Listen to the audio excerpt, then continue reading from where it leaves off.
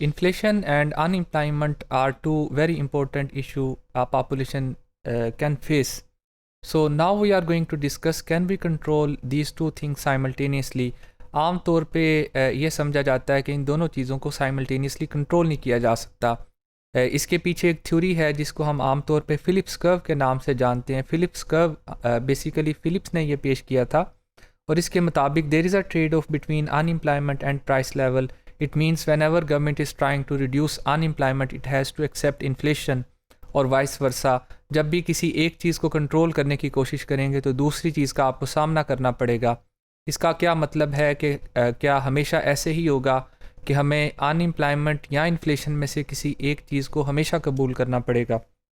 देखते हैं कि फिलिप्स कर्व कहता क्या इसके उलट भी हम जा सकते हैं, क्या दोनों को साइमल्टेनियसली कंट्रोल किया जा सकता है. पहले आप समझें कि ये फिलिप्स ने ऐसा कहा क्यों था. तो हम पहले फॉर एग्जांपल कोशिश करते हैं कि कंट्रोल ऑफ इन्फ्लेशन, प्राइसेस को कैसे कंट्रोल किया जा सकता है with the help of this monetary policy tool. तो जब आपने प्राइसेस को कंट्रोल करना है तो इसका मतलब ये है कि आप डिमांड को कम करें.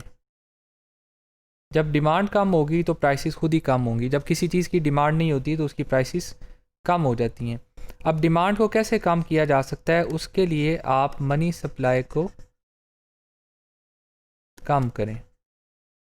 अब जब मनी सप्लाई कम होगी तो इसका एक मेथड ये है कि आप रेट ऑफ इंटरेस्ट को बढ़ा दें. जब रेट ऑफ इंटरेस्ट बढ़ेगा तो इसका मतलब ये है कि लोग बैंक से लोन कम लेंगे बल्कि लोग अपने पैसों को बैंक में डिपॉजिट करवाएंगे. जब बैंक में पैसे जमा करवा दिए जाएं सेविंग की सूरत में तो इसका मतलब ये है कि लोग पैसों को कम खर्च करेंगे. जब डिमांड कम होगी तो अल्टीमेटली प्राइसेस कम होगी. तो ये तो एक सिस्टम है जिसके तहत आपने ये देखा कि हुकूमत जब प्राइसेस को कंट्रोल करने की कोशिश करती है तो वो डिमांड को कंट्रोल करके, मनी सप्लाई को कंट्रोल करके और रेट ऑफ इंटरेस्ट को बढ़ा के कोशिश करती है. इसका नतीजा ये निकलेगा कि आप एम्प्लॉयमेंट को कम करवा बैठेंगे, यानी कि अनएम्प्लॉयमेंट बढ़ेगी. फॉर एग्जांपल आपने किया ये कि आपने मनी सप्लाई को कम किया.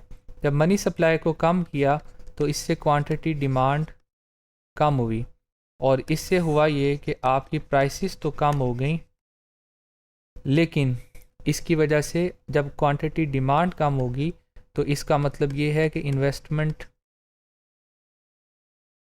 भी कम हो जाएगी.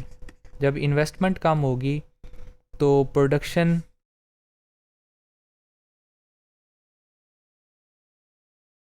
भी कम होगी और एम्प्लॉयमेंट भी कम होगी.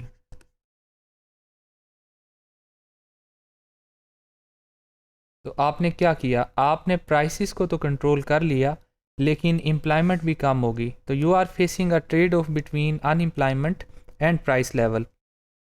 अब दूसरा तरीकाकार ये है कि अगर आप अपनी एम्प्लॉयमेंट को बढ़ाना चाहते हैं तो फिलिप्स ये कहता है कि अगर एम्प्लॉयमेंट को आपने बढ़ाना है तो कैसे किसी माशरे के अंदर एम्प्लॉयमेंट बढ़ेगी.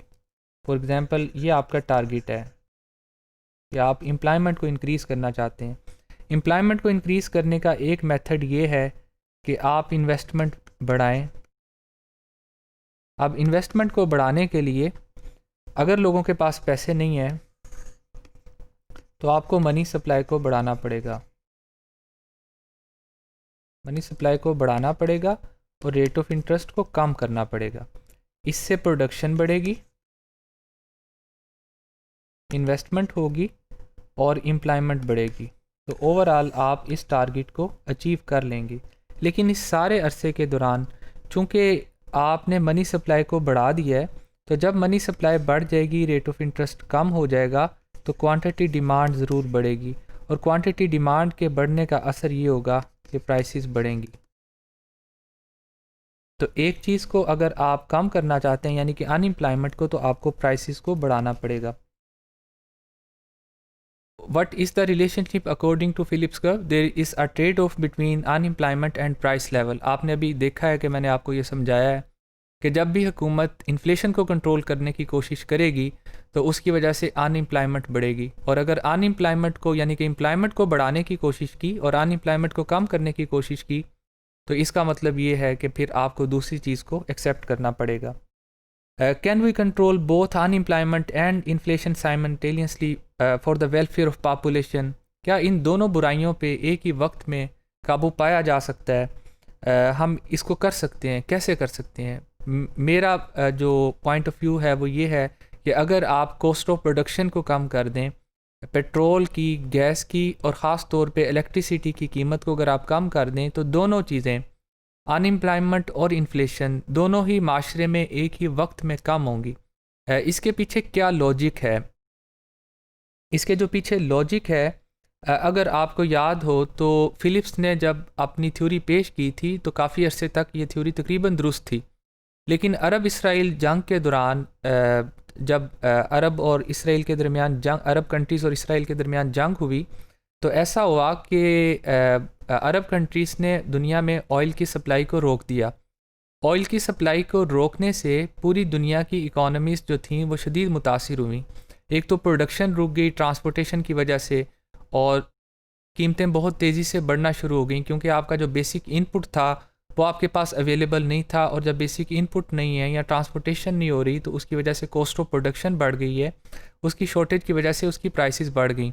तो होना तो ये चाहिए था कि फिलिप्स कर्व के मुताबिक जब इन्फ्लेशन हो रही है तो आपकी अनएम्प्लॉयमेंट को कम होना चाहिए था, लेकिन ऐसा नहीं हुआ।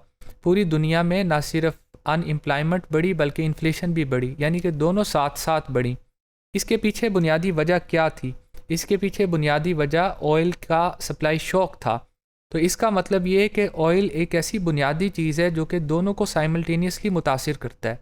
तो जो मेरी थ्योरी है वो ये है कि अगर ऑयल की प्राइसेस के बढ़ने से, जो कि अरब इसराइल जंग के दौरान हुआ था, उसकी शॉर्टेज की वजह से, अगर उसकी प्राइसेस के बढ़ने से इन्फ्लेशन भी और अनएम्प्लॉयमेंट भी दोनों साइमल्टेनियसली बढ़ी, तो अगर आप इसकी प्राइसेस को कम करें तो ये मुमकिन है कि इसकी वजह से अनएम्प्लॉयमेंट और इन्फ्लेशन दोनों साइमल्टेनियसली नीचे जा सकती हैं। उसकी लॉजिक भी है। फिलिप्स कर्व के अगेंस्ट अरब इसराइल जंग के दौरान हमने ये देखा कि दोनों चीज़ें बढ़ गई। तो अगर हम इसकी प्राइसेस को कम कर दें तो इसका मतलब ये है कि हम इन दोनों चीज़ों को कंट्रोल भी कर सकते हैं। तो उसकी जो लॉजिक है वो ये है कि जब ऑयल की प्राइसेस कम होंगी, जब पेट्रोल की कीमत कम होगी, तो आपकी ट्रांसपोर्टेशन कॉस्ट कम होगी। अगर फॉर एग्जांपल गंदम पंजाब से सिंध जाती है या फाटा के इलाके में जाती है तो उसकी कॉस्ट ऑफ प्रोडक्शन कम हो जाएगी।